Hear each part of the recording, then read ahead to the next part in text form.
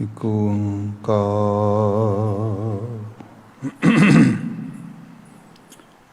ਸਤਿਨਾਮ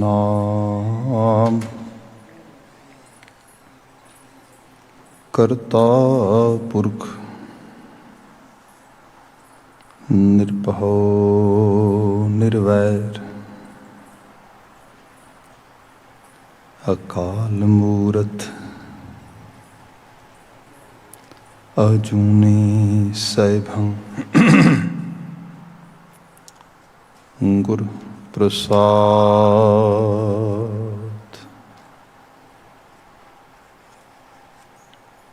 ਤੇਰੇ ਕਵਨ ਕਵਨ ਗੁਣ ਕਹਿ ਕਹੇ ਗਾਵਾਂ, ਤੂੰ ਸਾਹਿਬ ਗੁਣੀ ਨਿਧਾਨਾ। ਤੁਮਰੀ ਮਹਿਮਾ ਬਰਨ ਨਾ ਸਾਕੂੰ, ਤੂੰ ਠਾਕੁਰ ਊਚ ਭਗਵਾਨਾ।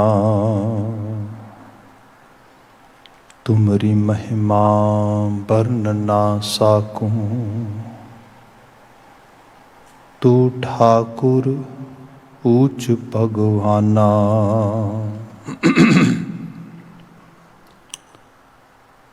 ਸਤਿਨਾਮ ਵਾਹਿਗੁਰੂ ਸਾਹਿਬ ਜੀਓ। ਰਾਗ ਸੂਹੀ ਮਹਲਾ ਪੰਜਵਾਂ। ਘਰ ਛੇਵਾਂ। ਇੱਕ ਓੰਕਾਰ ਸਤਿਗੁਰ ਪ੍ਰਸਾਦ।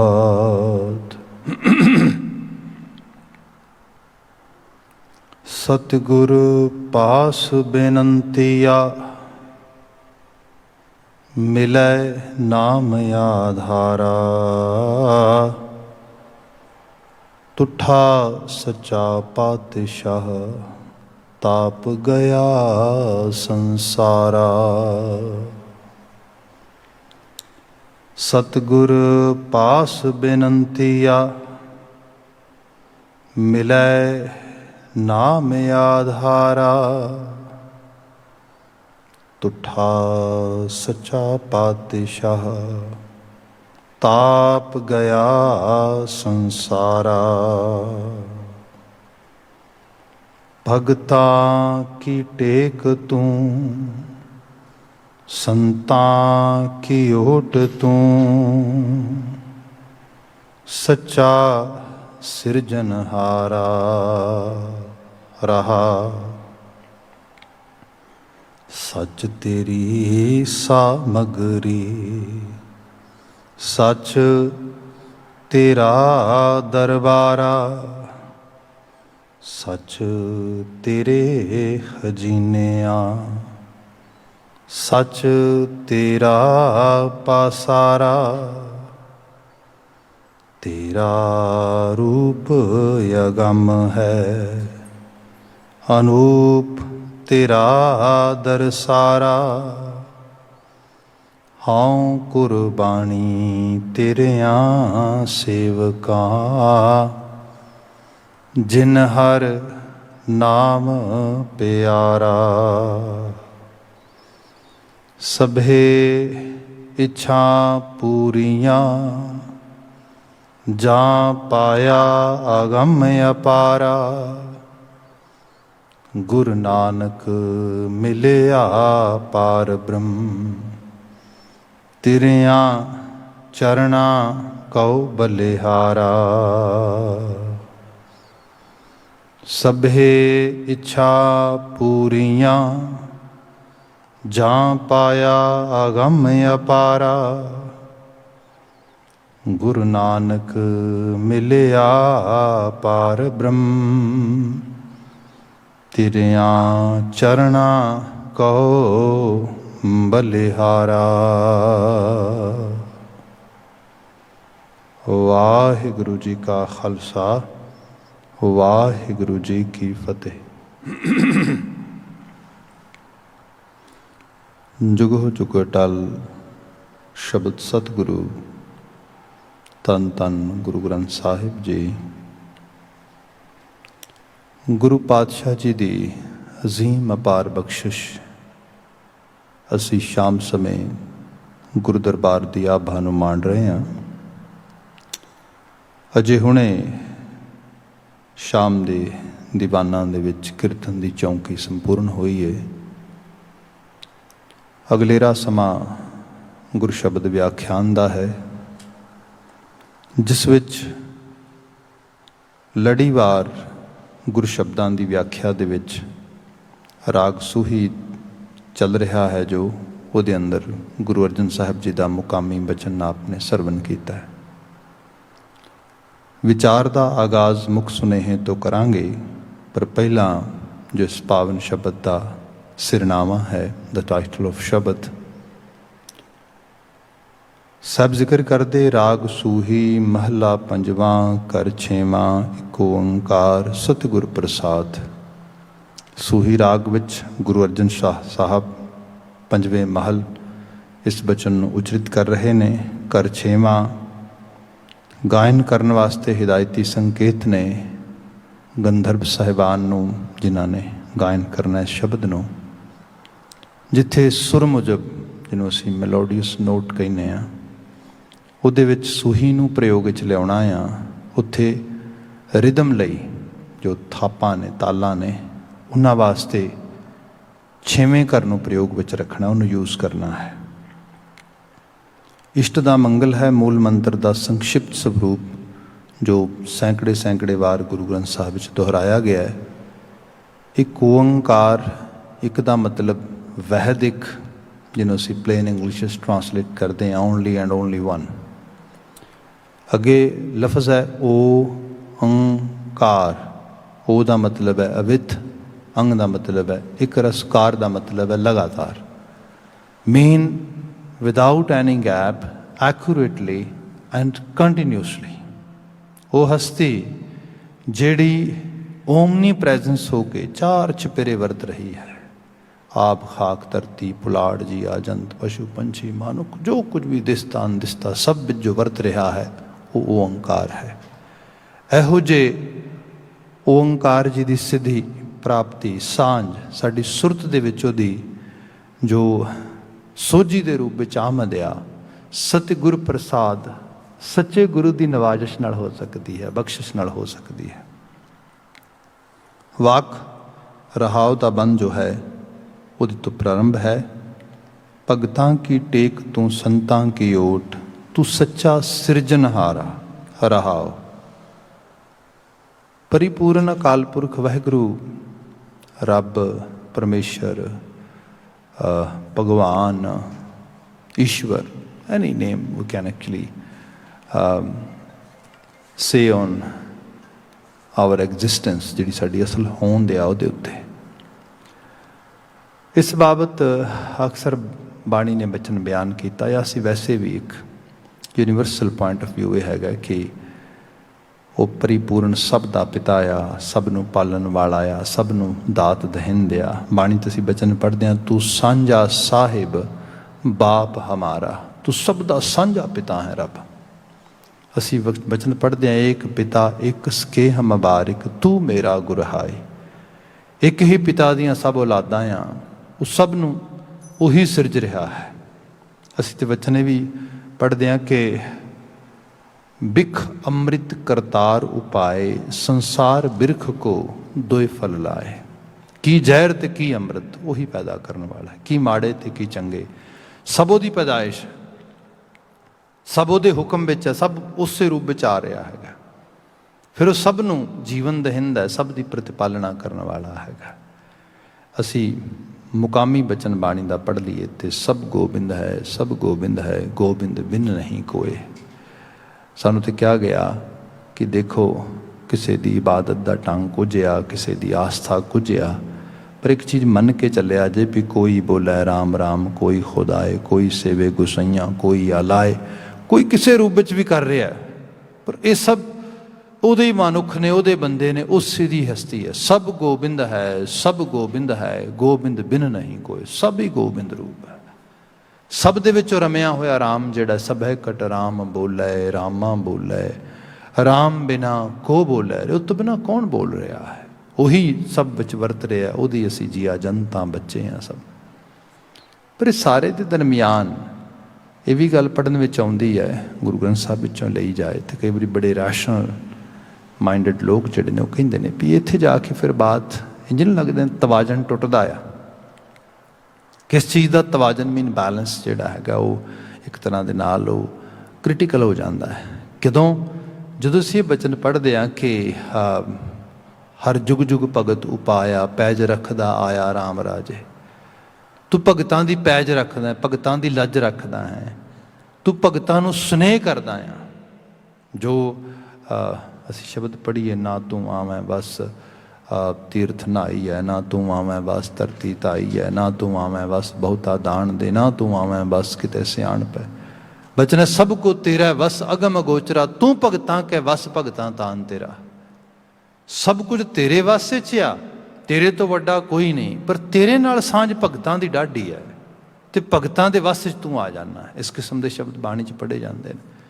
ਫਿਰ ਕਈ ਵਾਰੀ ਦਲੀਲ ਦਿੱਤੀ ਜਾਂਦੀ ਹੈ ਕਿ ਸਭ ਦਾ ਪਿਤਾ ਆ, ਸਾਂਝਾ ਬਾਪ ਆ, ਅਸੀਂ ਕਹਿੰਦੇ ਵਿਤਕਰਾ ਕਰਦਾ ਨਹੀਂ, ਨਿਆਂਸ਼ੀਲ ਆ। ਉਹ ਮਤਲਬ ਜਿਹੜਾ ਆ ਜਸਟਿਸ ਫਰੈਂਡਲੀ ਆ, ਜਸਟਿਸ ਪਸੰਦ ਕਰਦਾ ਆ, ਉਹ ਨਿਆਂ ਕਰਦਾ ਆ, ਵਿਤਕਰਾ ਨਹੀਂ ਕਰਦਾ। ਤੇ ਫਿਰ ਭਗਤਾਂ ਨੂੰ ਸਨੇਹਤਾ ਤੇ ਦੂਜਿਆਂ ਦੇ ਨਾਲ ਉਹ ਸਨੇਹਤਾ ਨਹੀਂ, ਇਹਦਾ ਕਾਰਨ ਕੀ ਹੈ? ਇਹਦੇ ਬਾਬਤ ਤੇ ਬਚਨ ਨੂੰ ਵਿਚਾਰਦਿਆਂ ਹੋਇਆਂ ਕੁਝ ਚੀਜ਼ਾਂ ਅਸੀਂ ਬਿਆਨ ਕਰਾਂਗੇ। ਪਰ ਜਿਵੇਂ ਭਾਈ ਗੁਰਦਾਸ ਜੀ ਦਾ ਇੱਕ ਪਦਾ ਅਕਸਰ ਪੜ੍ਹਿਆ ਜਾਂਦਾ ਹੈ, ਉਹ ਜ਼ਿਕਰ ਕਰਦੇ ਕਿ ਜੈਸੇ ਇੱਕ ਜਨਨੀ ਕੇ ਹੋਤ ਹੈ ਅਨੇਕ ਸੁਤ, ਸਭਨ ਮੈਂ ਅਧਿਕ ਪਿਆਰੋ ਸੁਤ ਗੋਦ ਕੋ, ਬੜੇ ਸੁਤ ਬਣਜ ਕਾ ਬਿਹਾਰ ਕਾ ਬਿਥਾਰ ਬਿਖੈ, ਗੋਦ ਮੈਂ ਅਚੇਤ ਹਿਤ ਸੰਪੈ ਨਾ ਸਹੋਤ ਕੋ। ਭਾਈ ਗੁਰਦਾਸ ਜੀ ਕਹਿੰਦੇ ਕਿ ਜਿਵੇਂ ਇੱਕ ਜਨਨੀ ਦੇ ਮਾਂ ਦੀਆਂ ਕਈ ਔਲਾਦਾਂ ਹੁੰਦੀਆਂ ਨੇ, ਸਪੋਜ਼ ਕਰੋ ਉਹਦੀਆਂ 5, 6, 10 ਔਲਾਦਾਂ ਨੇ। ਜਿਵੇਂ ਅੱਜ ਤੇ ਅਸੀਂ ਬੜੇ ਮੈਡੀਕਲ ਪਰਫੈਕਟ ਵਰਲਡ ਵਿੱਚ ਸਮਝਦੇ ਹਾਂ, ਜੀ ਰਹੇ ਹਾਂ। ਹਾਲਾਂਕਿ ਕਰੋਨਾ ਨੇ ਇਹਦਾ ਸਾਰੇ ਦਾ ਸਾਰਾ ਪਾਸ ਉਗੇੜ ਦਿੱਤਾ ਆ ਕਿ ਕੋਈ ਇਹ ਨਹੀਂ ਕਿਹਾ ਜਾ ਸਕਦਾ ਕਿ ਮੈਡੀਕਲੀ ਪਰਫੈਕਸ਼ਨਿਸਟ ਜਾਂ ਉਹ ਪਰਫੈਕਟ ਪਿਕਚਰ ਆ ਚੁੱਕੀ ਹੈ। Any time if we have any kind of actually super bug strike, ਇਹ ਤਾਂ ਛੋਟਾ ਜਿਹਾ ਵਾਇਰਸ ਆਇਆ, ਕੁਛ ਤੋਂ ਵੀ ਕਿਹਾ ਜਾ ਰਿਹਾ ਕਿ ਇਨ ਫਿਊਚਰ ਇਹ ਕੋਈ ਇਕੱਲਾ ਨਹੀਂ ਗਾ। ਈਵਨ ਜੇ ਸਾਰਸ ਦੀ ਫੈਮਿਲੀ 'ਚੋਂ ਹੀ ਦੇਖ ਲਈਏ, ਪਿੱਛੋਂ ਹੀ ਆ ਰਿਹਾ ਹੈਗਾ। ਪਿੱਛੇ ਜੋ ਹੈ ਇਬੋਲਾ ਦੇ ਬਾਰੇ ਬਾਤ ਹੋ ਰਹੀ ਸੀ, ਉਸ ਤੋਂ ਪਹਿਲਾਂ ਜਿਹੜਾ ਹੈਗਾ ਬਰਡ ਫਲੂ ਬਾਰੇ ਗੱਲ ਹੋ ਰਹੀ ਸੀ, H1N1 ਬਾਰੇ ਗੱਲ ਹੋ ਰਹੀ ਸੀ। there so many actually we can count which we have seen in the last few years. So ਇਸ ਕਿਸਮ ਦੀ ਬਾਤ ਅਸੀਂ ਦੇਖਦੇ ਹੈਗੇ ਹਾਂ। ਪਰ ਚਲੋ ਫਿਰ ਵੀ ਕਿਉਂਕਿ ਵੈਕਸੀਨ ਮਾਡਲ ਆ ਗਿਆ, ਜੋ ਮਤਲਬ ਪ੍ਰੀਕਾਸ਼ਨਰੀ ਲੈਵਲ 'ਤੇ ਕੁਝ ਵੈਕਸੀਨਸ ਲੈ ਲਈਆਂ ਗਈਆਂ, ਜਿਨ੍ਹਾਂ ਦੇ ਤਹਿਤ ਬੱਚਿਆਂ ਨੂੰ ਛੋਟੇ ਹੁੰਦਿਆਂ ਟੀਕਾਕਰਨ ਕਰਤਾ, ਟੀਕੇ ਲਗਾ ਦਿੱਤੇ, ਬਹੁਤ ਸਾਰੀਆਂ ਬਿਮਾਰੀਆਂ ਤੋਂ ਬਚ ਗਈਆਂ ਅਤੇ ਬੱਚਿਆਂ ਦਾ ਸਰਵਾਈਵਲ ਰੇਟ ਵੱਧ ਗਿਆ। ਉਸ ਤੋਂ ਬਾਅਦ ਇਹ ਹੋਇਆ ਕਿ ਲੋਕਾਂ ਨੇ ਸੋਚਿਆ ਕਿ ਨਹੀਂ ਹੁਣ ਜਿਹੜਾ ਆ ਪੈਦਾਇਸ਼ ਘੱਟ ਕੀਤੀ ਹੈ, ਅਤੇ ਜ਼ਰੂਰੀ ਵੀ ਸੀਗਾ, ਕਿਉਂਕਿ ਜੇ ਆਪਾਂ ਨੇ ਸੋਰਸਸ ਜਿਹੜੇ ਗਲੋਬ ਦੇ ਨੇ ਉਹਨਾਂ ਨੂੰ ਸਹੀ ਢੰਗ ਦੇ ਨਾਲ ਇਸਤੇਮਾਲ ਕਰਨਾ ਅਤੇ ਪਾਪੂਲੇਸ਼ਨ ਕੰਟਰੋਲ ਬੜਾ ਜ਼ਰੂਰੀ ਹੈ। ਅਦਰਵਾਈਜ਼ 7+ ਬਿਲੀਅਨ ਲੋਕ ਧਰਤੀ ਦੇ ਨੇੜੇ ਨੇ, ਧਰਤੀ ਦੇ ਉੱਤੇ ਵੱਸ ਰਹੇ ਨੇ ਇਹਦੇ ਨੇੜੇ ਨੰਬਰ ਦੇ, ਅਤੇ ਜਿਹੜੇ ਰਿਸੋਰਸਿਸ ਨੇ ਉਹ ਸੀਮਤ ਹੋ ਰਹੇ ਨੇ। ਅਤੇ ਰਿਸੋਰਸਿਸ ਸੀਮਤ ਹੋਣ ਦੇ ਨਾਲ ਇੱਕ ਅਜੀਬ ਕਿਸਮ ਦੀ ਹਫੜਾ ਦਫੜੀ ਵੀ ਮਚ ਰਹੀ ਹੈ। ਫਿਰ ਉਸ 'ਤੇ ਵੱਡੇ ਲੈਵਲ 'ਤੇ CO2 ਦੀ ਜਿਹੜੀ ਪ੍ਰੋਡਕਸ਼ਨ ਹੋ ਰਹੀ ਹੈ, ਪੋਲਿਊਸ਼ਨ ਵੱਧ ਰਿਹਾ ਹੈਗਾ, ਮਤਲਬ ਵੱਡੇ ਮੈਸਿਵ ਟਰਬਲ ਜਿਹੜੀਆਂ ਨੇ ਉਹ ਕ੍ਰੀਏਟ ਹੋ ਰਹੀਆਂ। ਇਹ ਸਾਰੇ ਦੇ ਨਾਲ ਪਰਿਵਾਰਾਂ ਦਾ ਸੀਮਤ ਹੋਣਾ ਇਹ ਉਸ ਰੂਪ ਵਿੱਚ ਆ ਰਿਹਾ ਹੈਗਾ। ਅਦਰਵਾਈਜ਼ ਜਿਹੜਾ ਟਰੈਡੀਸ਼ਨਲ ਮਾਡਲ ਹੁੰਦਾ ਸੀਗਾ, 6-6, 7-7, 10-10, 12-12 ਬੱਚੇ ਆਮ ਘਰਾਂ 'ਚ ਹੁੰਦੇ ਸੀਗੇ, ਪਤਾ ਨਹੀਂ ਕਿੰਨੇ ਸਰਵਾਈਵ ਕਰਨਾ, ਕਿਹੜਾ ਬਚੇਗਾ। ਹਾਲਤ ਇਹ ਹੁੰਦੀ ਸੀ ਕਿ ਕਿਸੇ ਖਾਸ ਕਰਕੇ ਬੱਚੇ ਨੂੰ 2 ਵਾਰ ਵੋਮਟਿੰਗ ਹੋ ਜੇ ਅਤੇ ਉਹਦੇ ਬਚਣ ਦੇ ਆਸਾਰ ਘੱਟ ਜਾਂਦੇ ਸੀਗੇ, ਕਿਉਂਕਿ ਪਾਣੀ ਦੀ ਕਮੀ ਹੋ ਜਾਏਗੀ ਅਤੇ ਉਸ ਕਿਸਮ ਦੇ ਮੈਡੀਕਲ ਇੰਟਰਵੈਂਸ਼ਨ ਨਹੀਂ ਸੀ ਹੁੰਦੀ। ਉਹ ਤਾਂ ਫਿਰ ਜਦੋਂ ਬਾਹਰੋਂ ਜਿਹੜਾ ਹੈਗਾ ਉਸ ਤਰੀਕੇ ਨਾਲ IV ਦੇ ਜ਼ਰੀਏ ਗਲੂਕੋਜ਼ ਦੇਣ ਦੀ ਬਾਤ ਆ ਗਈ, ਡੀਹਾਈਡਰੇਸ਼ਨ ਤੋਂ ਬਚਾਉਣ ਦੇ ਡਿਫਰੈਂਟ ਤਰੀਕੇ ਆ ਗਏ, ਫਿਰ ਲੋਕਾਂ ਵਿੱਚ ਇੱਕ ਲੈਵਲ ਆ ਗਿਆ। ਅਦਰਵਾਈਜ਼ ਡਾਇਰੀਆ ਹੀ ਇੱਕ ਬੜਾ ਵੱਡਾ ਇਸ਼ੂ ਸੀਗਾ।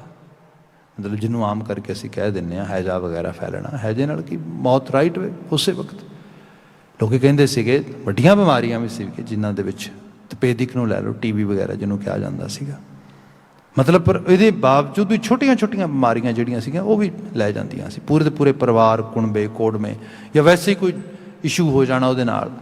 इस करके वड्डे परिवार होने, वड्डे परिवारां दे विच मां दे कोल 6-7-10 औलादां ने, वड्डी औलाद जिहड़ी है वो कोई काम कार करती है, कोई खेती करती है। अज के सिनैरियो च कहा जाए कोई बच्चा यूनीवर्सिटी पढ़ रहा, कोई बच्चा बाहर कोई चंगे रोजगार में भी लग गया, पर उस परिवार च एक छोटा जिहा बच्चा भी उस मां का। हुण इक्को मां के जनैटिक मेकअप विचों 4-5 औलादां च एक सब तो छोटी औलाद है, एक वड्डी औलाद है। जिहड़ी वड्डी औलाद है वो बाहर काम कार करती है, सहयोग करती है, पर जे देखा जाए कि मां की प्रीत सब तो वध किहदे नाल है तो देखण च आएगा कि गोद में अचेत, जिहड़ा सब तो अचेत गोदी च बैठा है, सब में अदक प्यारो सुत गोद को, वो मां नूं ज़्यादा प्यारा लगता है, उहदे नाल मां की नेड़ता ज़्यादा आ। बल्कि कई बार परिवार दे सारे गुस्से भी होंदे ने कि तेरे तो सारा दिन यही नहीं संभलदा, यही नहीं चुप करदा, इस तरीके की गल भी होंदी है, तू इहदे दिवाले होई रहनी है, पर हकीकत रूप च स्नेहता तो उहदी ज़्यादा उहदे नाल।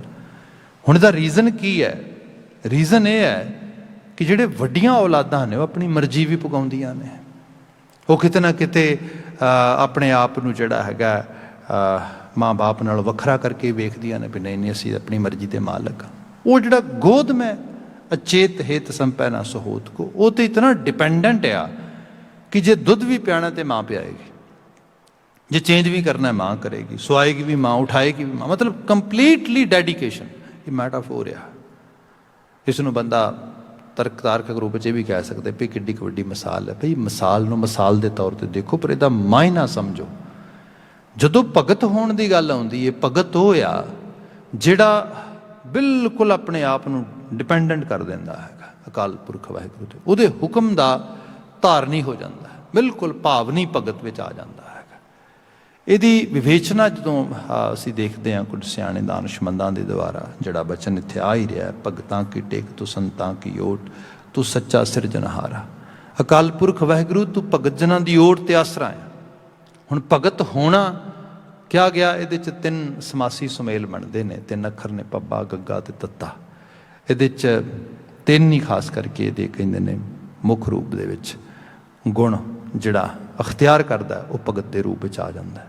पहला पब्बा जिहड़ा अखर वो कहते हैं भजन का प्रतीक है, भगत तो जिहड़ा भजन करता है।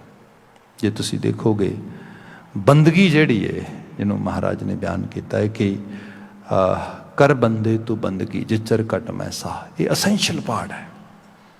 जिन्हों सिंपल लैवल पर कहा जाए भजन करना, सिमरन करना, बाणी पढ़नी, वार वार अखर अलापने, चीज़ों को खरीदना, इस एक असेंशियल पार्ट है।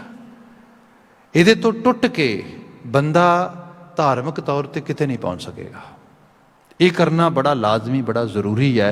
ये नाल ही बंदे अंदर ज्ञान की सोझी की ड्रिलिंग होएगी। सो इसलिए भजन करता, जिहड़ा भजन विच आ अपने आप में लगा दिंदा, जिहड़ा इबादती पक्ष नूं अडॉप्ट कर लैंदा है। फिर यह भी है गुरु ग्रंथ साहिब जी पढ़िए तो महाराज जिक्र करते हैं हर हर पढ़ें नित कपट कमावें हिरदा सुध ना होई। हरी हरी भी करते हैं, कपटी भी ने, मतलब मुँह में राम राम बगल में छुरीओ वाली हालत है। रब रब भी बड़ा करता है, सब चीज़ां हो रही ने, पर सब कहते नाल दी नाल उहदा जिहड़ा प्रभाव वो नहीं पै रहा। सो इत्थे जाके पता लगे भी जे भजन बंदगी करनी है तो काहदे लई करनी है। भगत वो नहीं जिहड़ा सिर्फ विखावे लई कर रहा है, सिर्फ बोल रहा, लाप रहा, सुन रहा, पर उसका प्रभाव कोई नहीं ना। भगत वो है भजन करता है, दूसरा जिहड़ा अखर गग्गा है ज्ञान सोझी वाला हो जाता है। तो ज्ञान उही है जिहड़ा मन की समझ विच आ जाए, जिहड़ा मन की दुनिया नूं सवारन विच मदद करे। क्योंकि बाणी का बचन है मन समझावन कारण है कछूक पढ़िए ज्ञान। ये भजन बंदगी वाला ज्ञान जिहड़ा आ ये मन नूं समझाउंदा है। मन की दुनिया जिहड़ी है वो समझ में आ जाए। जिवें सपोज सरल भाव में बयान किया जाए तो गल ये है बंदा अपने अंदर गुस्सा लैंदा आ, उहदे अंदर लालच आ, उहदे अंदर डर आ, ईरखा आ, द्वैख आ, ये सब चीज़ां साडे सब दे अंदर these are the all normal human tendencies.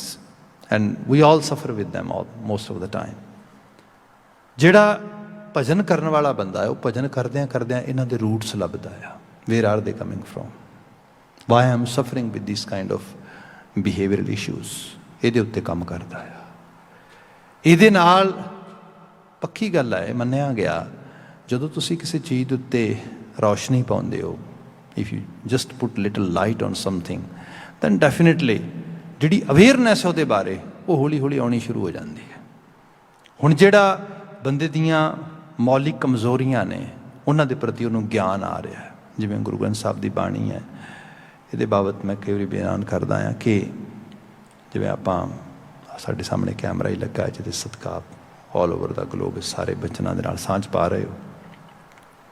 ਜੇ ਅਸੀਂ ਇਹਦਾ ਫੋਕਸ ਕਰਾਂਗੇ ਤੇ ਜਿਹੜਾ ਸਾਡਾ ਫੋਕਸ ਆ ਉਹ ਇੱਕ ਸਮੇਂ ਇੱਕੋ ਜਗ੍ਹਾ ਤੇ ਹੋਏਗਾ। ਜੇ ਦੋ ਜਗ੍ਹਾ ਤੇ ਕਰਨ ਦੀ ਟਰਾਈ ਕਰਾਂਗੇ ਦੋਨੋਂ ਬਲਰੀ ਹੋ ਜਾਣਗੀਆਂ। ਜੇ ਆਪਾਂ ਦੇਖੀਏ ਜਿਹੜੀ ਗਿਆਨ ਵਾਲੀ ਬਾਤ ਆ, ਗੁਰੂ ਗ੍ਰੰਥ ਸਾਹਿਬ ਦੀ ਬਾਣੀ ਪੜ੍ਹਦੇ ਹਾਂ, ਇਹਦੇ 'ਚ ਸਾਨੂੰ ਗੁਰੂ ਸਾਹਿਬ ਦੋ ਜਗ੍ਹਾ ਤੇ ਫੋਕਸ ਕਰਨ ਦੀ ਬਾਤ ਕਰਦੇ ਨੇ ਵਾਰ-ਵਾਰ, ਤੇ ਉਹਦੇ ਨਾਲ ਦੋਵੇਂ ਤਸਵੀਰਾਂ ਸਾਫ਼ ਹੁੰਦੀਆਂ ਨੇ। ਫਿਰ ਇੱਕ ਤੇ ਉਹ ਜੋ ਅਸੀਂ ਬਣ ਗਏ ਹਾਂ ਤੇ ਅਸੀਂ ਮੰਨਣਾ ਨਹੀਂ ਚਾਹੁੰਦੇ। ਅਸੀਂ ਬਾਣੀ ਸ਼ਬਦ ਪੜ੍ਹੀਏ, ਹਮ ਅਵਗੁਣ ਭਰੇ ਏਕ ਗੁਣ ਨਾਹੀ, ਅੰਮ੍ਰਿਤ ਛਾੜ ਬਿਖੈ ਬਿਖ ਖਾਹੀ, ਮਾਇਆ ਮੋਹ ਪਰਮ ਪੈ ਭੂਲੇ, ਸੁਤ ਦਾਰਾ ਸਿਉ ਪ੍ਰੀਤ ਲਗਾਹੀ। ਹੁਣ ਇਹ ਤਸਵੀਰ ਸਾਡੀ ਹੈ। ਹੁਣ ਅਸੀਂ ਜਿਹੜਾ ਮੌਲਿਕ ਰੂਪ ਵਿੱਚ ਦੇਖੀਏ ਤੇ ਹਕੀਕਤ ਹੈ ਹਮ ਅਵਗੁਣ ਭਰੇ, ਜਿਹਨੂੰ ਸਾਹਿਬ ਨੇ ਕਿਹਾ ਜੇਤਾ ਸਮੁੰਦ ਸਾਗਰ ਨੀਰ ਭਰਿਆ ਤੇਤੇ ਔਗਣ ਹਮਾਰੇ, ਇਹ ਸਾਡੀ ਤਸਵੀਰ ਹੈ। ਇਹਨਾਂ ਸਮੁੰਦਰ 'ਚ ਪਾਣੀ ਨਹੀਂ ਹੋਣਾ ਜਿੰਨੇ ਅਸੀਂ ਔਗਣ, ਜਿੰਨਾ ਅਸੀਂ ਅਲਾਮਤ ਆਪਣੇ ਅੰਦਰ ਕ੍ਰੀਏਟ ਕਰ ਲਈ ਹੈਗੀ ਹੈ। ਸੋ ਇੱਕ ਤਾਂ ਇਹ ਤਸਵੀਰ ਆ, ਇਹ ਇਸ ਕਿਸਮ ਦੀ ਜਿਹੜੀ ਹੈ ਜਿਹਨੂੰ ਸਾਹਿਬ ਕਈ ਰੂਪਾਂ 'ਚ ਬਿਆਨ ਕਰਦੇ, ਮਰਕਟ ਮੁਸ਼ਟੀ ਨਾਜ ਕੀ ਮਨ ਬਉਰਾਰੇ, ਲੀਨੀ ਹਾਥ ਪਸਾਰ ਮਨ ਬਉਰਾਰੇ। ਜਿਵੇਂ ਇੱਕ ਅਨਾਜ ਦੀ ਮੁੱਠੀ ਦੇ ਬਦਲੇ ਮਰਕਟ ਮੰਕੀ ਬਾਂਦਰ ਜਿਹੜਾ ਆ ਉਹ ਮਦਾਰੀ ਦੀ ਗ੍ਰਿਫਤ 'ਚ ਆ ਜਾਂਦਾ ਹੈ। ਤੁਸੀਂ ਸ਼ਾਇਦ ਇਹਦੇ ਬਾਬਤ ਫੋਕਲੋਰ 'ਚ ਪੜ੍ਹਿਆ ਹੋਏ ਕਿ ਉਹ ਜਦੋਂ ਬਾਂਦਰ ਨੂੰ ਮਦਾਰੀ ਫੜਦਾ ਆ, ਅੱਜ ਕੱਲ੍ਹ ਤੇ ਜਾਨਵਰਾਂ ਨੂੰ ਇਸ ਤਰੀਕੇ ਦੀ ਪਕੜ ਵਗੈਰਾ ਦੀ ਰੋਕ ਲਗਾਈ ਗਈ ਹੈ। ਅਦਰਵਾਈਜ਼ ਕੀ ਹੁੰਦਾ ਸੀਗਾ ਕਿ ਉਹ ਬਾਂਦਰ ਇਤਨਾ ਚੰਚਲ ਜਾਨਵਰ ਆ, ਪੈਨੇ ਉਹਦੇ ਦੰਦ ਨੇ, ਨਹੁੰ ਨੇ, ਪਕੜਿਆ ਕਿਵੇਂ ਜਾਏਗਾ। ਉਹ ਫੜਨ ਲਈ ਫਿਰ ਉਹਦੀ ਜਿਹੜੀ ਇੱਕ ਨੋਰਮਲ ਉਹਦੇ 'ਚ ਟੈਂਡੈਂਸੀ, ਕਮਜ਼ੋਰੀ ਹੈ, ਉਹਦਾ ਉਹ ਫਾਇਦਾ ਚੱਕਦੇ ਨੇ। ਉਹ ਕੀ ਕਰਦੇ ਕਿ ਚਣੇ ਵਗੈਰਾ ਕੁਛ ਇਸ ਤਰੀਕੇ ਦੇ ਦਾਣੇ ਲੈ ਜਾਂਦੇ, ਉਹ ਸਾਰੇ ਚਾਰ ਚੁਫੇਰੇ ਖਿਲਾਰ ਦਿੰਦੇ, ਉਹਦੇ ਵਿੱਚ ਹੀ ਇੱਕ ਥੋੜ੍ਹਾ ਗਹਿਰਾ ਕਰਕੇ ਇੱਕ ਕੁੱਜਾ ਦੱਬ ਦਿੰਦੇ ਜ਼ਮੀਨ 'ਚ, ਜਾਂ ਕਿਸੇ ਰੱਸੀ ਨਾਲ ਬੰਨ੍ਹ ਕੇ ਤੁਹਾਨੂੰ ਇੱਕ ਕਿਸੇ ਕਿੱਲੇ ਜਾਂ ਕਿਸੇ ਟਰੀ ਦੇ ਨਾਲ ਚੰਗੀ ਤਰ੍ਹਾਂ ਬੰਨ੍ਹ ਕੇ ਉਹਦੇ 'ਚ ਦਾਣੇ ਪਾ ਦਿੰਦੇ। ਹੁਣ ਉਹ ਜਿਹੜਾ ਬਾਂਦਰ ਆ ਉਹ ਦਾਣੇ ਚੁਗਦਾ ਚੁਗਦਾ ਆਉਂਦਾ ਉੱਥੇ, ਅਤੇ ਆਉਂਦਿਆਂ ਆਉਂਦਿਆਂ ਉਸ ਕੁੱਜੀ 'ਚ ਦੇਖਦਾ ਵੀ ਅੰਦਰ ਦਾਣੇ ਨੇ, ਉਹਦੇ 'ਚ ਹੱਥ ਪਾ ਲੈਂਦਾ, ਜਿਹੜਾ ਪੰਜਾ ਆ ਉਹਦਾ ਉਸ ਤਰੀਕੇ ਨਾਲ, ਜਿਵੇਂ ਉਹਨੇ ਆਪਣਾ ਉਹਦੇ 'ਚ ਪੰਜਾ ਉਸ ਤਰੀਕੇ ਨਾਲ ਇਨਸਰਟ ਕਰ ਦਿੱਤਾ, ਅਤੇ ਹੁਣ ਉਹਨੂੰ ਵਿੱਚ ਦਾਣੇ ਮਹਿਸੂਸ ਹੋਏ, ਕਿਉਂਕਿ ਜਿਹੜਾ ਸਪਰਸ਼ ਆ ਇਹ ਉਹਦੇ ਵਿੱਚ ਵੀ ਮੌਜੂਦ ਹੈ, ਜਿਵੇਂ ਸਾਡੇ 'ਚ ਸਪਰਸ਼ ਦੇ ਨਾਲ ਇਹ ਚੀਜ਼ਾਂ ਨੂੰ ਪਤਾ ਕਰ ਲਿਆ ਕੀ ਹੈਗਾ। ਉਹ ਜਿਵੇਂ ਸਪਰਸ਼ ਦੇ ਵਿੱਚ ਦਾਣੇ ਲੱਗਦੇ ਨੇ ਅਤੇ ਉਹਨਾਂ ਦੀ ਮੁੱਠ ਭਰ ਲੈਂਦਾ ਵੱਡੀ ਸਾਰੀ। ਹੁਣ ਉਹਦਾ ਜਿਹੜਾ ਮੂੰਹ ਹੈ ਕੁੱਜੀ ਦਾ, ਉਸ ਬਰਤਨ ਦਾ, ਇਤਨਾ ਮਤਲਬ ਨੈਰੋ ਹੈ, ਇਤਨਾ ਮਹੀਮ ਹੈ, ਇਤਨਾ ਛੋਟਾ ਆ ਕਿ ਉਹਦੇ 'ਚ ਉਹਦਾ ਪੰਜਾ ਤਾਂ ਆਸਾਨੀ ਨਾਲ ਪੈ ਜਾਂਦਾ ਹੈ, ਪਰ ਜੇ ਬਾਹਰ ਕੱਢਣਾ ਹੋਏ ਤਾਂ ਉਹ ਉਸੇ ਰੂਪ ਵਿੱਚ ਆਏਗਾ। ਪਰ ਜਦੋਂ ਉਹਨੇ ਹੁਣ ਉਹ ਮੁੱਠ ਅਨਾਜ ਦੀ ਪਕੜ ਲਈ, ਹੁਣ ਤਾਂ ਉਹ ਮਤਲਬ ਜਿਹੜਾ ਹੈਗਾ ਉਹ ਵਾਈਡ ਹੋ ਗਿਆ, ਚੌੜਾ ਹੋ ਗਿਆ। ਹੁਣ ਉਸ ਜਿਹੜਾ ਨੈਰੋ ਉਹਦਾ ਸੁਰਾਖ ਆ, ਜਿਹੜਾ ਉਹਦਾ ਖਾਸ ਕਰਕੇ ਹੋਲ ਆ, ਉਹਦੇ 'ਚੋਂ ਬਾਹਰ ਨਹੀਂ ਆਏਗਾ। ਹੁਣ ਜਦੋਂ ਬਾਹਰ ਨਹੀਂ ਆ ਰਿਹਾ ਅਤੇ ਉਹ ਹੱਥ ਸਟੱਕ ਹੋ ਗਿਆ ਵਿੱਚ ਉਹਦੇ। ਉਹ ਜਿਵੇਂ ਹੀ ਉਹ ਫਿਰ ਇਸ ਕਿਸਮ ਦੀ ਚੀਜ਼ ਹੋਈ, ਮਦਾਰੀ ਦੌੜ ਕੇ ਜਾ ਕੇ ਫਿਰ ਜਾਲ ਪਾਉਂਦਾ ਉਹਦੇ ਉੱਤੇ। ਉਹਨੂੰ ਹੁਣ ਮਦਾਰੀ ਦਿਸ ਰਿਹਾ ਹੁੰਦਾ ਪਕੜਨ ਵਾਸਤੇ, ਹੁਣ ਲੱਗ ਰਿਹਾ ਕਿ ਹੁਣ ਮੈਂ ਗ੍ਰਿਫਤ 'ਚ ਮੈਂ ਨਿਕਲ ਨਹੀਂ ਸਕਣਾ, ਪਰ ਉਹ ਨਾਲ ਦੀ ਨਾਲ ਜਿਹੜੀ ਉਹਦੀ ਮੁੱਠ ਭਰੀ ਹੋਈ ਹੈ ਉਹ ਛੱਡਦਾ ਨਹੀਂ। ਉਹਨੂੰ ਇਹ ਨਹੀਂ ਪਤਾ ਲੱਗ ਰਿਹਾ ਕਿ ਮੈਨੂੰ ਮਦਾਰੀ ਨਹੀਂ ਪਕੜ ਸਕਦਾ, ਮੈਨੂੰ ਪਕੜਾ ਰਿਹਾ ਲਾਲਚ। ਆ ਜਿਹੜੀ ਗ੍ਰਿਫਤ ਆ, ਉਹ ਸਾਹਮਣੇ ਦਿਸ ਰਿਹਾ ਸਭ ਕੁਝ, ਪਰ ਉਹ ਪਕੜ ਨਹੀਂ, ਉਹ ਛੱਡ ਨਹੀਂ ਪਾ ਰਿਹਾ। ਇਹ ਹਾਲਤ ਸਾਡੀ ਹੈ ਅਸਲ ਵਿੱਚ। ਇਸ ਸੰਸਾਰ ਦੇ ਵਿੱਚ ਜਿਹਨੂੰ ਕਿਹਾ ਹਮ ਅਵਗੁਣ ਭਰੇ ਏਕ ਗੁਣ ਨਾਹੀ, ਅੰਮ੍ਰਿਤ ਛਾੜ ਬਿਖੈ ਬਿਖਾਹੀ, ਮਾਇਆ ਮੋਹ ਭਰਮ ਪੈ ਭੂਲੇ।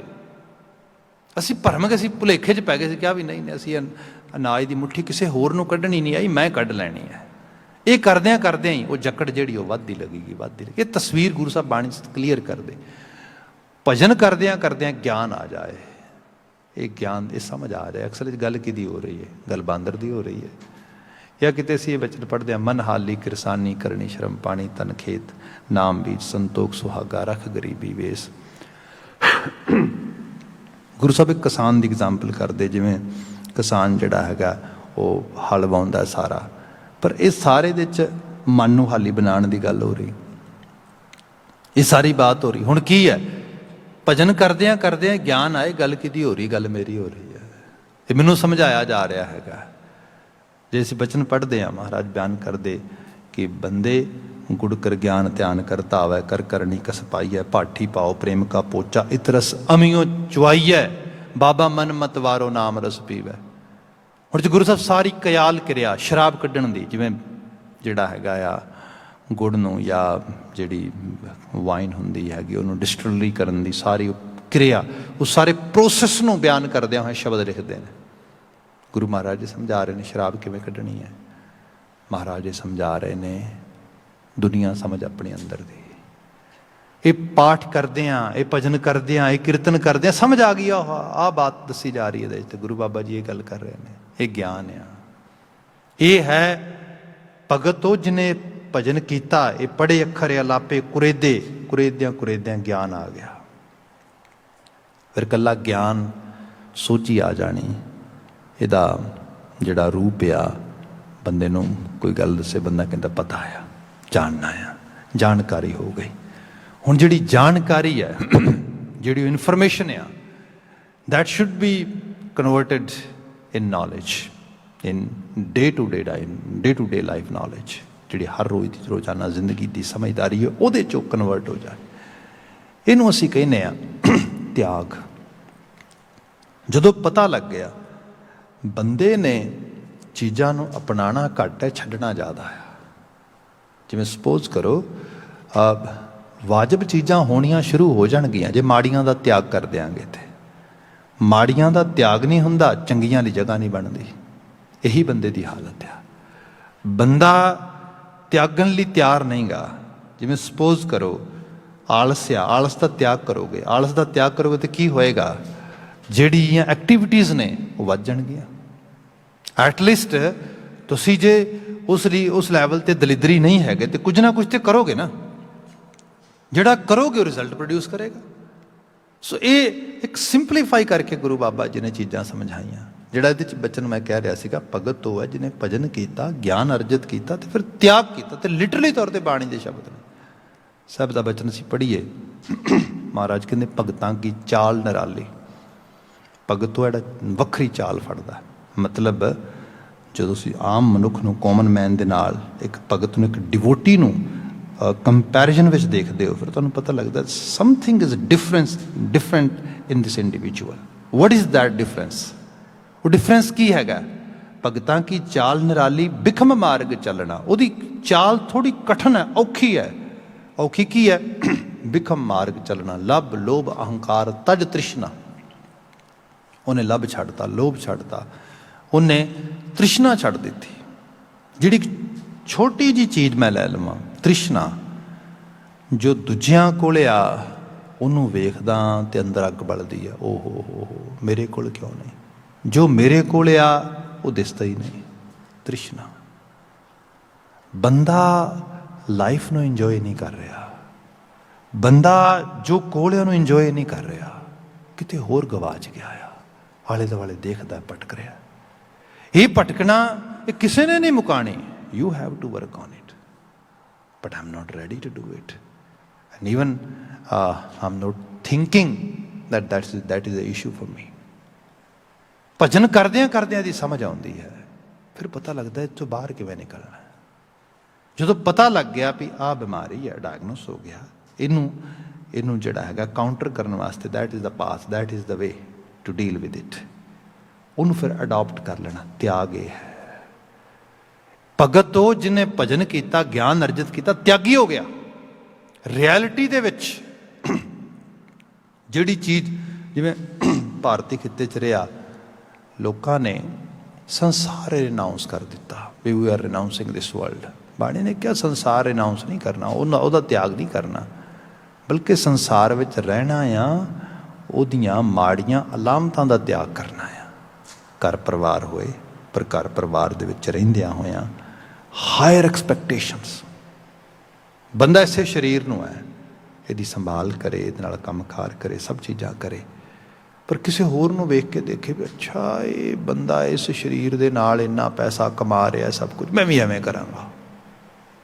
ਜਿਹੜੀਆਂ ਰੋਂਗ ਐਕਸਪੈਕਟੇਸ਼ਨਸ ਤੇ ਹਾਇਰ ਐਕਸਪੈਕਟੇਸ਼ਨਸ ਲੈ ਆਉਂਦੀਆਂ, ਤੰਗ ਹੋਣਾ ਸ਼ੁਰੂ ਹੋ ਗਿਆ। ਆਪਣੀ ਐਬਿਲਿਟੀ ਨਹੀਂ ਦੇਖੀ, ਆਪਣੀ ਨੀਡ ਵੀ ਨਹੀਂ ਦੇਖੀ, ਆਪਣੀ ਐਨਰਜੀ, ਆਪਣੇ ਰਿਸੋਰਸਿਸ ਵੀ ਨਹੀਂ ਦੇਖੇ। ਭਗਤ ਉਹ ਆ ਜਿਹੜਾ ਇਹੋ ਜਿਹਾ ਇਨਫਲੂਐਂਸ ਆ, ਜਿਹੜਾ ਬੈਡ ਇਨਫਲੂਐਂਸ ਆ, ਉਹਦਾ ਤਿਆਗ ਕਰ ਦਿੰਦਾ ਆ। ਬਿਲਕੁਲ ਆਪਣੀ ਆਟੋਨਮੀ, ਆਪਣੇ ਆਪ ਨੂੰ ਸੈਪਰੇਟ ਕਰ ਲੈਂਦਾ। ਇਹ ਭਗਤ ਆ। ਇਹ ਫਿਰ ਇਤਨੇ ਜ਼ਿਆਦਾ ਇਸ ਲੈਵਲ 'ਤੇ ਆ ਜਾਂਦਾ ਹੈ, ਰੱਬ ਦੇ ਹੁਕਮ, ਰੱਬ ਦੀ ਰਜ਼ਾ, ਉਹਦੇ ਕੌਨਸੈਪਟ ਨੂੰ ਸਮਝਣ ਲੱਗ ਜਾਂਦਾ ਹੈ। ਫਿਰ ਉਹਦੀ ਅਕਾਲ ਪੁਰਖ ਵਾਹਿਗੁਰੂ ਜਿਹੜਾ ਵੱਡਾ ਉਹਦਾ ਵਿਧੀ ਦਾ ਵਿਧਾਨ ਹੈ, ਉਹਦੀ ਲੱਜ ਪਾਲਦਾ। ਉਹ ਲੱਗਦਾ ਐਵੇਂ ਹੈ ਕਿ ਇਹਦੀ ਚਾਲ ਵੱਖਰੀ ਹੈ, ਇਹ ਉਸ ਤਰੀਕੇ ਦੇ ਲਾਲਚਾਂ 'ਚ ਨਹੀਂ, ਹਵਸ ਵਿੱਚ ਨਹੀਂ, ਸਵਾਰਥ ਵਿੱਚ ਨਹੀਂ, ਪਰ ਇੰਝ ਲੱਗਦਾ ਹੈ ਉਹਦੀ ਦੁਨੀਆ ਆਪਣੇ ਆਪ ਨਿਰਾਲੀ ਅਤੇ ਖੁਸ਼ਨੁਮਾ ਹੋਈ ਜਾ ਰਹੀ ਹੈ। ਉਹ 'ਚ ਗੁਰੂ ਸਾਹਿਬ ਨੇ ਕਿਹਾ ਇਹ ਹੈ ਵਿਧੀ ਦੇ ਵਿਧਾਨ ਨੂੰ ਘੜਨ ਵਾਲੇ ਵਿਧਾਤੇ ਦਾ ਇੱਕ ਵੱਡਾ ਹੁਕਮ। ਜਿਹਨੂੰ ਭਗਤ ਸਮਝਦੇ, ਉਹਨੂੰ ਜੀਂਦੇ ਤੇ ਫਿਰ ਉਹਦੇ ਵਿੱਚੋਂ ਖੁਸ਼ਨੁਮਾ ਅਹਿਸਾਸ ਮਾਣਦੇ।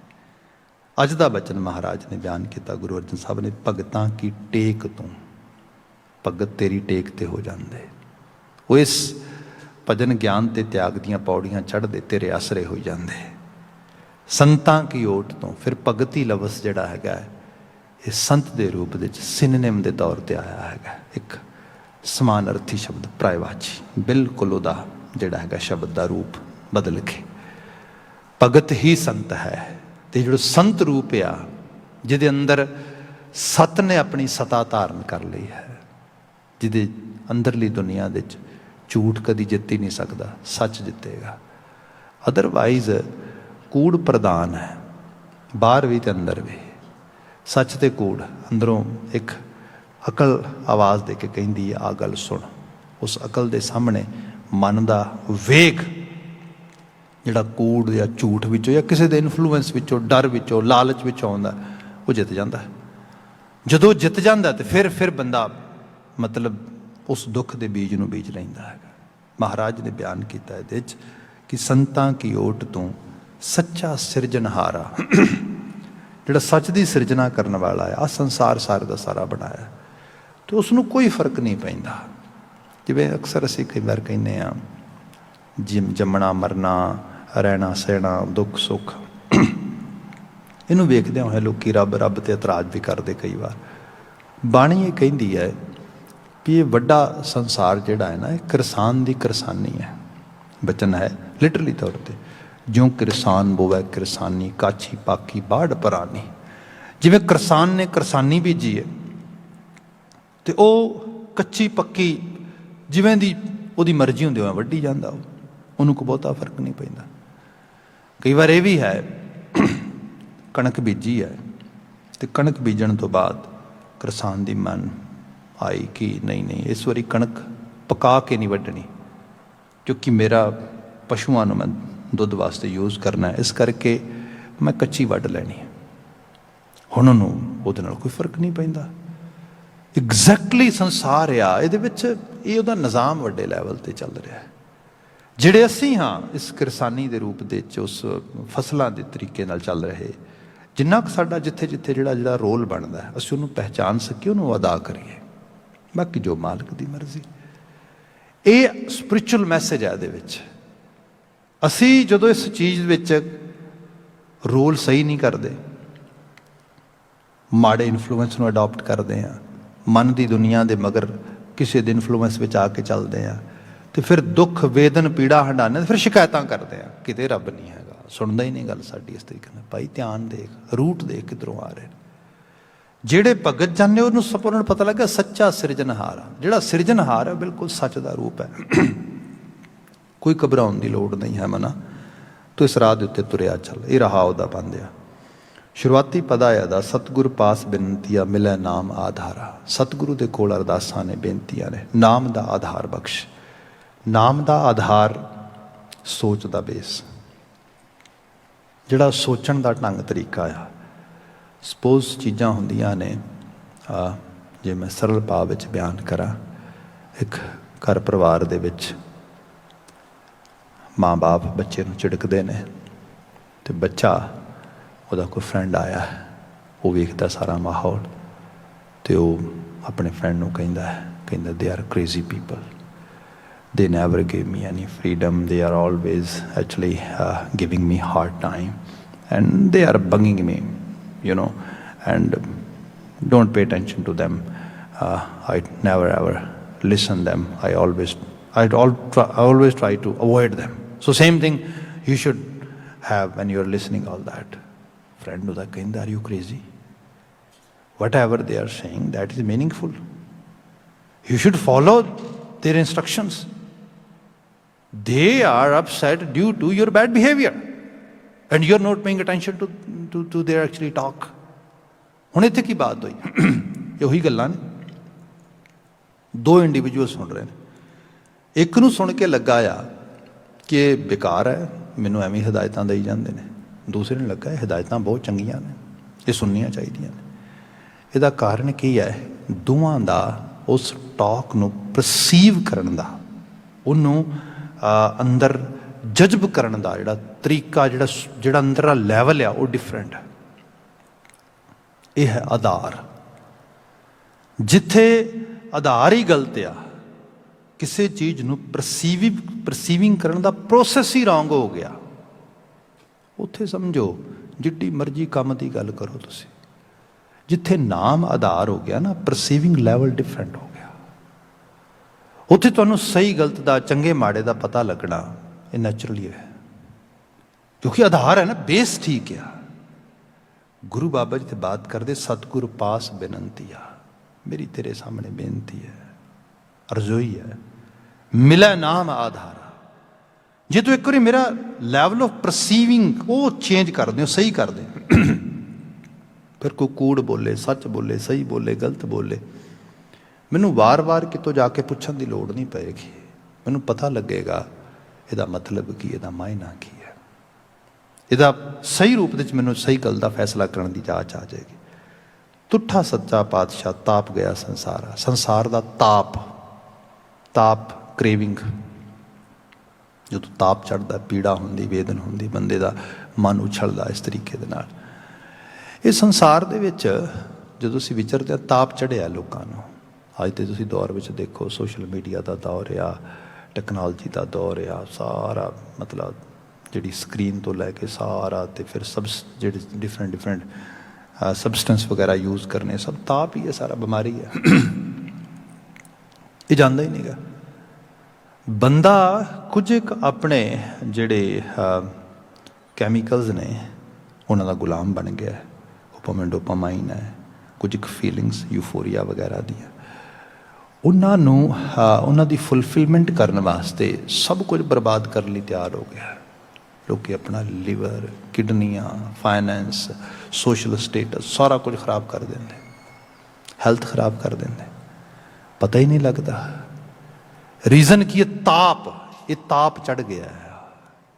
ये बेस सोच का लैवल जिहड़ा है वो ठीक नहीं गा। गुरु बाबा जी ने कहा, जदों त्रुटदा आ सच्चा पातशाह, फिर ताप चला जाता है। फिर जिहड़ी चीज़ ਕਿਸੇ ਨੂੰ ਹੋ ਸਕਦਾ ਬੜੀ ਅਟਰੈਕਟਿਵ ਲੱਗਦੀ ਹੋਏ, ਜਿਹਨੂੰ ਸਮਝ ਆ ਗਈ, ਜਿਵੇਂ ਕਿਹਾ ਜਾਂਦਾ ਨਾ ਵੀ ਆਲ ਗਲਾਈਡਰਸ ਆਰ ਨਾਟ ਗੋਲਡ, ਉਹਨੂੰ ਪਤਾ ਲੱਗ ਗਿਆ ਵੀ ਇਹ ਚੀਜ਼ ਜਿਹੜੀ ਹੈ ਚਮਕ ਤੇ ਦੇ ਰਹੀ ਹੈ, ਪਰ ਸੋਨਾ ਨਹੀਂ, ਇਹ ਬਰਬਾਦੀ ਹੈ। ਸੋ ਚੀਜ਼ ਚਲੀ ਗਈ ਅੰਦਰੋਂ। ਸੱਚ ਤੇਰੀ ਸਾਮਗਰੀ, ਸੱਚ ਤੇਰਾ ਦਰਬਾਰਾ। ਸੱਚ ਦੇ ਨੇੜੇ ਰਹਿਣ ਵਾਲਾ ਹਰ ਚੀਜ਼ ਦੇ ਵਿੱਚੋਂ ਸੱਚ ਲੱਭ ਲੈਂਦਾ ਹੈਗਾ। ਦੁਨੀਆ ਦੀ ਕੋਈ ਚੀਜ਼ ਮਾੜੀ ਨਹੀਂ ਗੀ। ਈਵਨ ਤੁਸੀਂ ਉਹ ਲੋਕ ਵੀ ਦੇਖੋ, ਮੈਂ ਦੇਖਦਾ ਵਾਂ ਕਿ ਲੋਕ ਕਹਿੰਦੇ ਨੇ ਕੁਝ ਚੀਜ਼ਾਂ ਨੂੰ ਅਸੀਂ ਟੈਬੂ ਬਣਾ ਲੈਂਦੇ ਹਾਂ। ਉਹ ਨਹੀਂ, ਨਸ਼ੇ ਦੀ ਗੱਲ ਨਾ ਕਰੋ, ਫਲਾਂ ਦੀ ਗੱਲ ਨਾ ਕਰੋ, ਫਲਾਂ ਚੀਜ਼। ਮੈਂ ਉਹ ਲੋਕ ਦੇਖੇ ਜਿਹੜੇ ਸਿੱਧੇ ਤੌਰ 'ਤੇ ਇਹੋ ਜਿਹੀ ਇੰਡਸਟਰੀ ਨਾਲ ਜੁੜੇ, ਜੀਵਨ ਬਿਲਕੁਲ ਵੱਖਰਾ ਹੋ ਗਿਆ। ਰੀਜ਼ਨ ਕਿਉਂਕਿ ਉਹਨਾਂ ਨੂੰ ਪਤਾ ਲੱਗ ਗਿਆ ਵੀ ਅਸਲੀਅਤ ਵਿੱਚ ਜਿਹੜਾ ਬਚਨ ਹੈ ਨਾ, ਸੱਚ ਤੇਰੀ ਸਾਮਗਰੀ, ਸੱਚ ਤੇਰਾ ਦਰਬਾਰਾ, ਸੱਚ ਤੇਰੇ ਖਜ਼ਾਨਿਆਂ, ਸੱਚ ਤੇਰਾ ਪਾਸਾਰਾ, ਜਿਹੜੇ ਉਹਦੇ ਸੱਚੇ ਖਜ਼ਾਨੇ ਤੇ ਸੱਚੀ ਜਿਹੜੀ ਉਹਦੀ ਖਾਸ ਕਰਕੇ ਪਸਾਰਤਾ ਆ, ਉਹਦੀ ਸਮਝ ਆ ਗਈ। ਅਦਰਵਾਈਜ਼ ਬੰਦਾ ਕਈ ਵਾਰ ਧਰਮ ਦੇ ਖੇਤਰ, ਧਰਮ ਦੇ ਰਾਹ ਤੇ ਤੁਰਦਾ ਹੋਇਆ ਬੰਦਾ ਕੂੜ ਦੇ ਘਰ ਪਹੁੰਚ ਜਾਂਦਾ, ਪਰ ਕਈ ਵਾਰ ਕੂੜ ਦੇ ਰਾਹ ਤੇ ਤੁਰਦਾ ਹੋਇਆ ਬੰਦਾ ਜੇ ਸਮਝ ਆ ਜਾਏ, ਜੇ ਉਹ ਕੁਦਰਤ ਅੰਦਰ ਦੀ ਜਿਹੜੀ ਹੈ ਤੌਫੀਕੀਅਤ, ਜਿਹਨੂੰ ਅਸੀਂ ਵਿਜ਼ਡਮ ਕਹਿੰਦੇ ਆ, ਉਹ ਕਿਤੇ ਉਸ ਲੈਵਲ ਤੇ ਸਾਨੂੰ ਇਨਲਾਈਟਡ ਕਰ ਦੇ ਤੇ ਤੇਰਾ ਰੂਪ ਅਗੰਮ ਹੈ ਅਨੂਪ ਤੇਰਾ ਦਰਸਾਰਾ। ਬਾਕੀ ਰੱਬ ਦਾ ਰੂਪ, ਰੱਬ ਦੀ ਹੋਂਦ ਅਗੰਮ ਹੈ, ਇੰਦਰੀਆਂ ਦੀ ਪਹੁੰਚ ਤੋਂ ਪਰੇ ਹੈ। ਜੋ ਕੋ ਕਹੇ ਨਾ ਵੀ one day God might come and tell me everything, then I'm gonna follow the path of religion. That day never gonna come. ਰੱਬ ਨਹੀਂ ਇਸ ਤਰੀ ਅਗੰਮ ਰੂਪ ਨੂੰ ਉਹਨੂੰ ਕਿਵੇਂ ਫੜੇਗਾ ਤੂੰ? ਸਭ ਕਹਿੰਦੇ ਤੇਰਾ ਰੂਪ ਅਗੰਮ ਹੈ ਅਨੂਪ ਤੇਰਾ ਦਰਸਾਰਾ, ਹਉ ਕੁਰਬਾਨੀ ਤੇਰੇ ਸੇਵਕਾ ਜਿਨ ਹਰ ਨਾਮ ਪਿਆਰਾ। ਮੈਂ ਉਹਨਾਂ ਤੋਂ ਕੁਰਬਾਨ ਜਾਣਾ, ਉਹਦੀ ਸ਼ੈਡੋਇੰਗ ਦੀ ਮੰਗ ਕਰਦਾ, ਜਿਨ੍ਹਾਂ ਨੇ ਤੈਨੂੰ ਅਰਾਧ ਲਿਆ ਭਗਤ ਜਨ, ਉਹਨਾਂ ਤੋਂ ਕੁਰਬਾਨ ਜਾਣ ਦੀ ਗੱਲ ਹੋ ਰਹੀ। ਸਭੇ ਇੱਛਾ ਪੂਰੀਆਂ ਜਾ ਪਾਇਆ ਅਗਮ ਅਪਾਰਾ, ਜਿਹੜਾ ਰੂਪ ਰੰਗ ਤੋਂ ਪਰੇ ਹੈ, ਜੇ ਕਿਤੇ ਉਹਨੂੰ ਮੈਂ ਪਾ ਲਵਾਂ ਸੁਰਤ ਕਰਕੇ, ਖਿਆਲਾਂ ਕਰਕੇ, ਬਚਨਾਂ ਕਰਕੇ, ਜਿਹਦੀ ਮੈਂ ਪਰਸੀਵਿੰਗ ਲੈਵਲ ਦੀ ਬਾਤ ਕੀਤੀ ਹੈ, ਸਭ ਜੋ ਸਭ ਇੱਛਾ ਪੂਰੀਆਂ ਹੋ ਗਈਆਂ।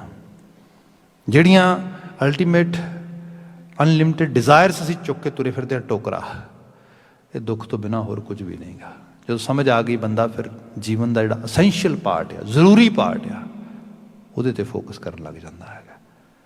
ਗੁਰੂ ਨਾਨਕ ਮਿਲਿਆ ਪਾਰ ਬ੍ਰਹਮ ਤੇਰੇ ਚਰਨਾਂ ਕੋ ਬਲਿਹਾਰਾ, ਜਦੋਂ ਦਾ ਮੈਨੂੰ ਨਾਨਕ ਜੋਤ ਆਪ ਕਹਿ ਰਹੀ ਹੋ ਗੁਰ ਦਾ ਰੂਪ ਮਿਲ ਗਿਆ ਆ, ਮੈਨੂੰ ਉਹਦੀ ਸੋਝੀ ਆ ਗਈ ਹੈ।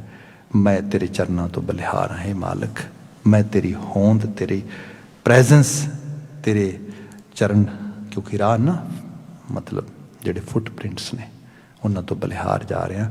ਮੈਨੂੰ ਉਹਨਾਂ ਦੀ ਉੱਤੇ ਤੁਰਨ ਲੱਗਿਆ ਉਹ ਜੀਵਨ ਦੀ ਖੁਸ਼ੀ ਮਿਲ ਰਹੀ ਹੈ ਜਿਹਦਾ ਕੋਈ ਅੰਦਾਜ਼ਾ ਨਹੀਂ ਗਾ। ਸਾਹਿਬ ਰਹਿਮਤ ਕਰਨ ਐਸੇ ਆਲਮੀ ਵਾਕਿਆਂ ਜੋ ਸਾਨੂੰ ਚੰਗੇਰੀ ਪ੍ਰੇਰਨਾ ਮਿਲੇ। ਕੋਵਿਡ-19 ਦੀ ਸਿਚੁਏਸ਼ਨ ਕੁਝ ਮੁਲਕਾਂ 'ਚ ਠੀਕ ਹੋ ਰਹੀ, ਜਿਵੇਂ ਸਾਡੇ ਇੱਥੇ ਕੁਝ ਜਗ੍ਹਾ 'ਤੇ ਅਜੇ ਬਹੁਤ ਖਰਾਬ ਚੱਲ ਰਹੀ ਹੈ, ਪਰ ਇਹ ਹੈ ਜੋ ਸਾਡੇ ਫਰਜ਼ਾਤ ਨੇ, ਡਿਊਟੀਜ਼ ਨੇ, ਦੇ ਵਿੱਚ ਸੋਸ਼ਲ ਡਿਸਟੈਂਸਿੰਗ ਤੋਂ ਲੈ ਕੇ ਤੇ ਹਾਈਜੀਨ ਵਗੈਰਾ ਦਾ ਖਿਆਲ ਕਰਨਾ, ਉਹ ਖਿਆਲ ਰੱਖਣਾ। ਨਾਲ ਹੀ ਅਰਦਾਸ ਹੈ ਮਾਲਕ ਦੇ ਚਰਨਾਂ ਦੇ ਵਿੱਚ, ਮਾਲਕਾ ਮਨੁੱਖਤਾ ਨੂੰ ਸ਼ਫਾ ਬਖਸ਼, ਤੌਫੀਕੀਅਤ ਬਖਸ਼। ਇੱਥੇ ਸਮਾਪਤੀ। ਵਾਹਿਗੁਰੂ ਜੀ ਕਾ ਖਾਲਸਾ, ਵਾਹਿਗੁਰੂ ਜੀ ਕੀ ਫਤਿਹ।